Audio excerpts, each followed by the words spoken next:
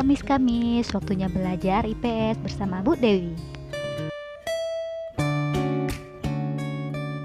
Assalamualaikum warahmatullahi wabarakatuh. Hai siswa hebat semua. Bagaimana kabarnya nih? Sudah fresh setelah melalui minggu ujian tengah semester kemarin? Yuk kita terus bergerak maju melanjutkan materi kita. Ya, pada materi sebelumnya kita telah mempelajari periodisasi terhadap masa praaksara berdasarkan arkeologis, yaitu menjadi zaman batu dan zaman logam. Nah, kali ini kita akan membahas mengenai periode masa praaksara berdasarkan geologisnya.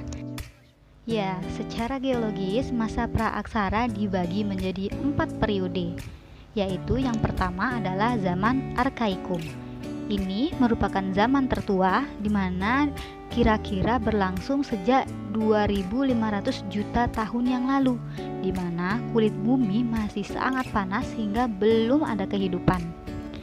Selanjutnya dilanjutkan dengan zaman Paleozoikum. Zaman ini merupakan zaman kehidupan tua yang berlangsung kira-kira sejak 340 juta tahun yang lalu. Zaman ini ditandai dengan munculnya tanda-tanda kehidupan seperti munculnya binatang kecil yang tidak bertulang punggung, kemudian berbagai jenis ikan, amfibi, dan reptil. Setelah zaman ini dilanjutkan kembali dengan zaman Mesozoikum. Zaman Mesozoikum ini merupakan zaman kehidupan pertengahan. Nah, zaman ini berlangsung kira-kira sejak 140 juta tahun yang lalu. Pada zaman ini, binatang-binatang sudah mencapai bentuk yang besar sekali, seperti yang kita kenal yaitu dinosaurus. Juga muncul berbagai jenis burung. Zaman ini juga bisa disebut atau lebih sering disebut sebagai zaman reptil, karena jenis reptil paling banyak ditemukan pada zaman ini.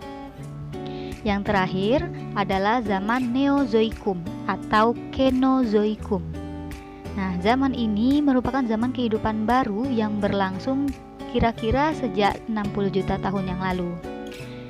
Zaman Neozoikum ini atau Kenozoikum ini terbagi menjadi 2 zaman pula, yaitu zaman tersier dan zaman kuartir. Zaman tersier ini merupakan zaman di mana jenis reptil besar mulai punah dan bumi dikuasai oleh hewan-hewan besar yang menyusui seperti jenis gajah purba yang disebut mammoth atau Mammuthus yang pernah hidup di Amerika Utara dan Eropa Utara.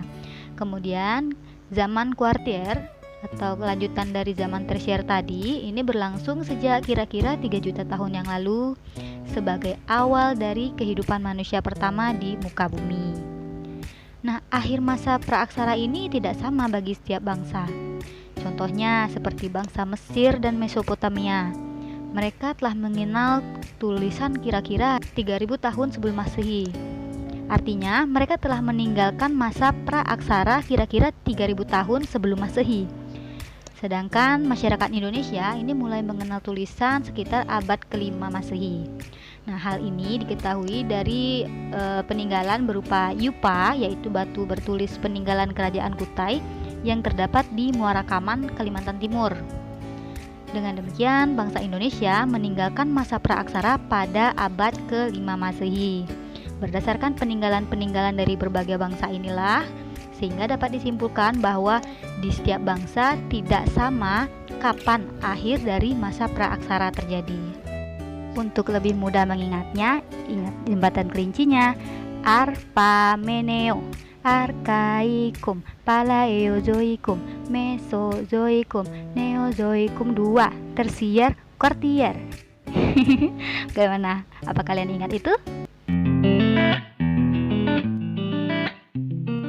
Nah, demikianlah materi kita kali ini mengenai masa praaksara berdasarkan geologinya. Masih ada yang belum paham? Yuk kita diskusikan di grup kita.